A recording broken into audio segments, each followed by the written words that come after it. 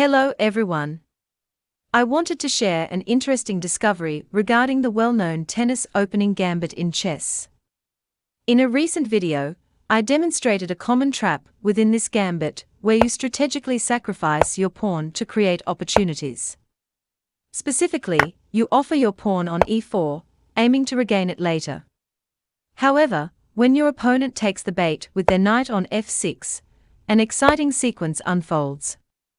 You have strategically placed your knight to capture their pawn on f7, and suddenly, their position takes a drastic turn. Surprisingly, your opponent makes a critical mistake by moving their pawn to h6, which turns out to be a blunder.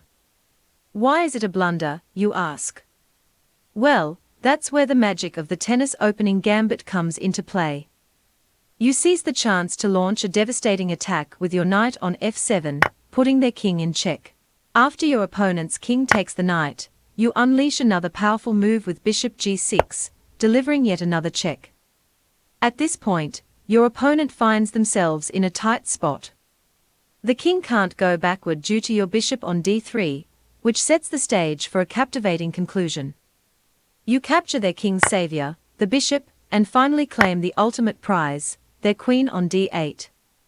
It's fascinating how this tennis opening gambit trap often catches people off guard, making it a fantastic tactical maneuver to have in your chess arsenal.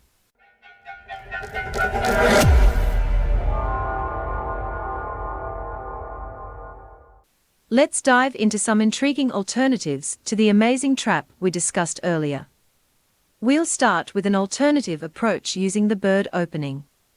Begin by moving your pawn to f4, and as you'll notice, the most common response is pawn to d5.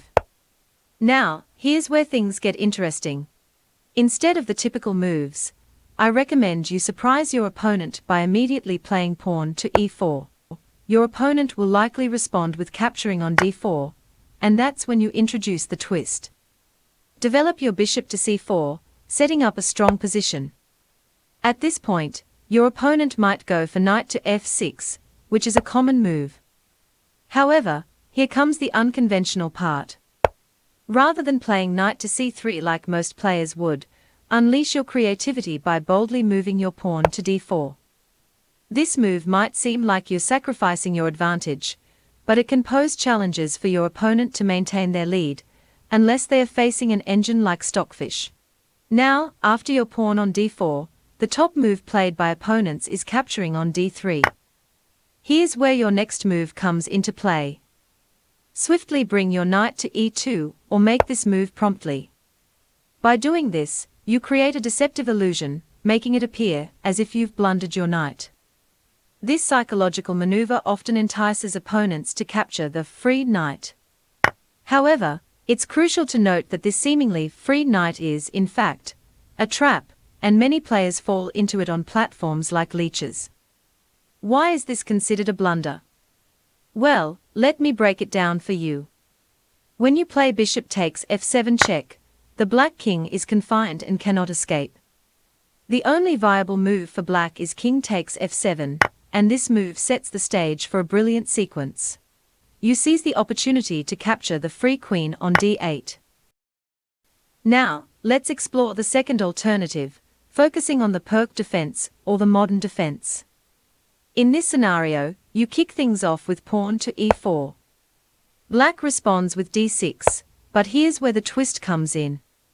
Instead of the usual moves, introduce a check with pawn to e5. In the continuation, you deploy your knight to c3, mounting an attack on the e5 pawn.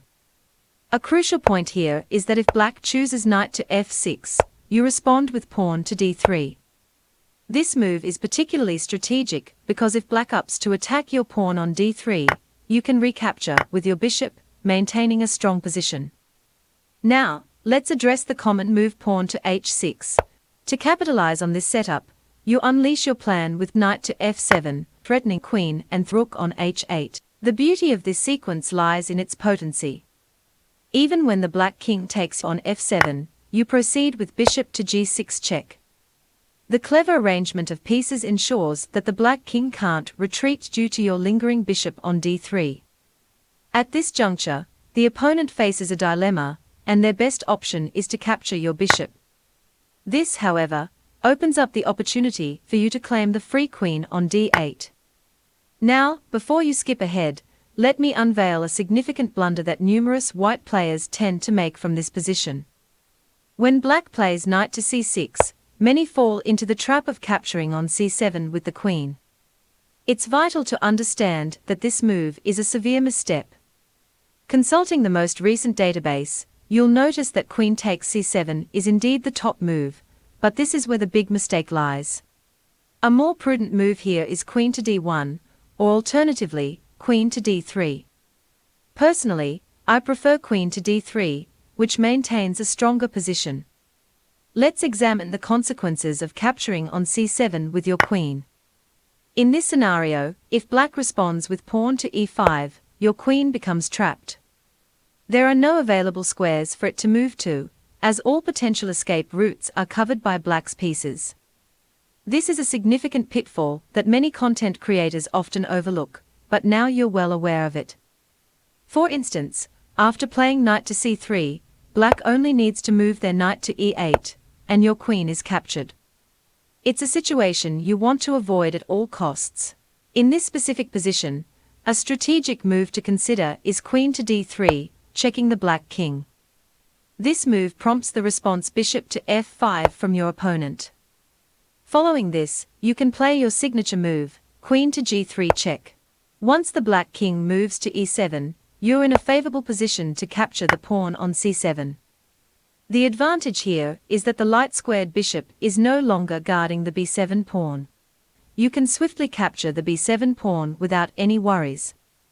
Even the move rook to c8 doesn't deter your strategy, as you can respond with queen takes b7, maintaining a strong position. Additionally, it's essential to note the importance of knight to a3. This move serves a vital purpose in keeping an eye on the c2 square. Black's potential capture on c2 with the bishop is met with knight takes c2, avoiding the potential loss of your rook on a1.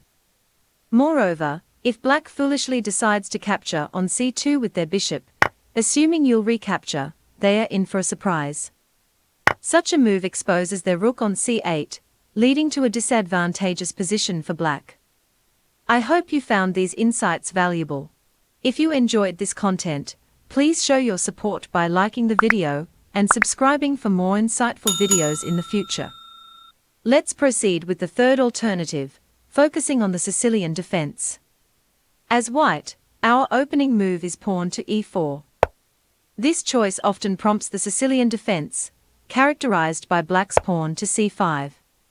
This response is the most common at various skill levels, making it a popular choice among players.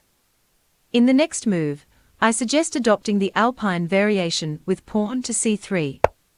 This move introduces a unique dynamic to the game. Now, here comes a significant option to explore. When black responds with pawn to d5, it's a notable move that many advanced players consider a strong solution against the Alpine variation.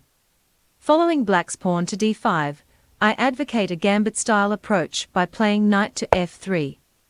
This move entices black to capture our pawn on e4, seemingly free for the taking. Black typically accepts the challenge and captures the pawn.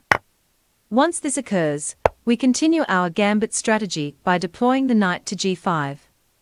The aim here is to regain control of our pawn. If black responds with knight to f6 to protect their newly acquired pawn, now the puzzle unfolds further. We seize the opportunity to recapture the pawn by playing pawn to d3, enticing black to exchange the pawns. At this juncture, you'll observe that pawn to h6 becomes the popular move in this position. It's a move that sets the stage for a unique and potentially advantageous position. This scenario presents what could be considered a monumental blunder in the context of chess strategies. The stage is set for a tactical masterpiece as we prepare to sacrifice our knight on f7, a daring move that simultaneously targets both the black queen and rook. With king takes f7, our possibilities unfold before us. Opting for bishop to g6, we deliver a check that leaves the black king with limited retreat options. The inevitable capture by black results in a victorious outcome, as we claim the queen on d8. Should black opt for queen to d5 instead of the king capturing on f7, we respond with knight captures h8, unfazed by the potential loss of our g2 pawn. By safeguarding our position with the brilliant move bishop to g6 check, we retain control and command of the board. In this intricate dance of pieces, black has no choice but to yield their queen, a pivotal moment that solidifies our strategic advantage. From this point onward, the game unfolds with our position greatly fortified. The path ahead is a promising one, providing ample opportunity to capitalize on our superior position and emerge victorious.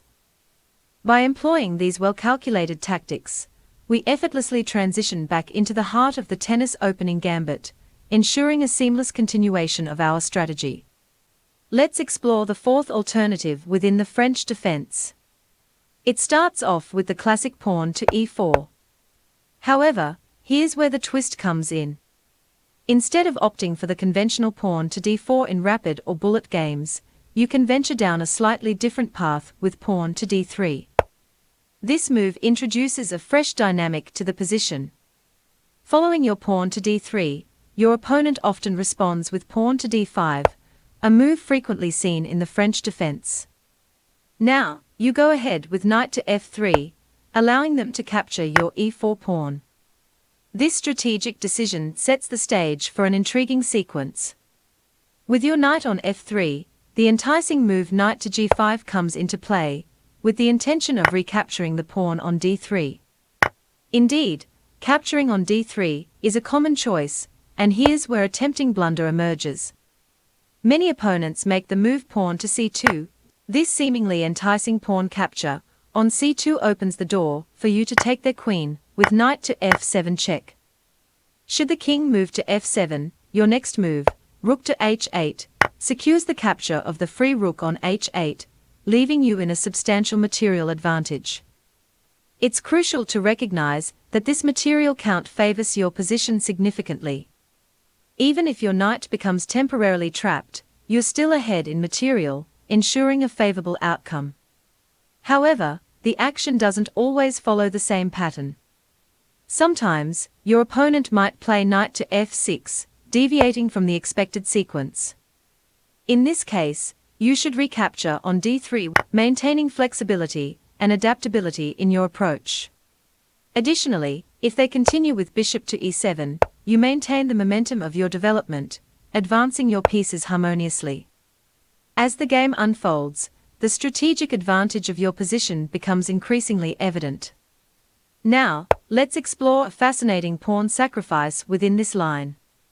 When the move h6 emerges, typically in a scenario where your opponent has already castled kingside, you have an exciting option.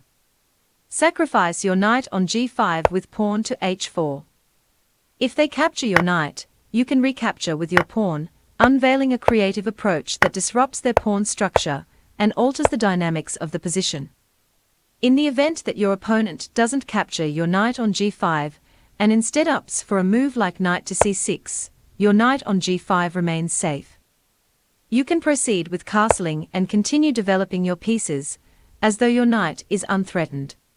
Remember that your king's rook is still controlling the h-file. Should black take this knight, by the way, you are just one move away from winning black's screen on d8 if they don't do anything sensible about their queen. Let's dive into the final alternative, which involves the Caro-Kann defense. This approach offers a fresh perspective to the game. Here's how it unfolds. As usual, we kick off with the foundational move, pawn to e4. Black responds with the classic pawn to c6, entering the realm of the Caro-Kann defense. However, instead of embarking on the traditional pawn to d4 path, we opt for a different route by playing knight to f3. This shift in strategy sets the stage for an intriguing game. In response to our knight to f3, black often counters with pawn to d5, seeking a strong foothold in the center. Our next move, pawn to d3, maintains the tempo, revealing a unique approach to the Caro-Kann defense. An interesting point emerges here. When black captures on e4, the arrows highlighted in red indicate potential blunders for black. For instance, knight to f6, a commonly played move, is indeed a blunder, as you already know by now. The idea you've learned involves knight takes f7, targeting both the queen and rook simultaneously. However, it's important to recognize that attempting to capture the knight on f7 is a blunder, as the knight is free for the taking. We capitalize on this with a check, sacrificing our bishop and delivering a significant blow to black's position. This results in black losing their well-defended queen in just 8 moves, an outcome that significantly shifts the balance in our favor. Now, it's time for a puzzle. In the given position, it's white's turn, and you need to find the best move for white. Share your answers in the comments, and let's see how many of you can solve it correctly. Also, don't forget to like and subscribe to stay updated with future videos. Take a moment to check out the other videos appearing on your screen right now. Thank you for watching, and I look forward to seeing you in the next one. Take care and peace.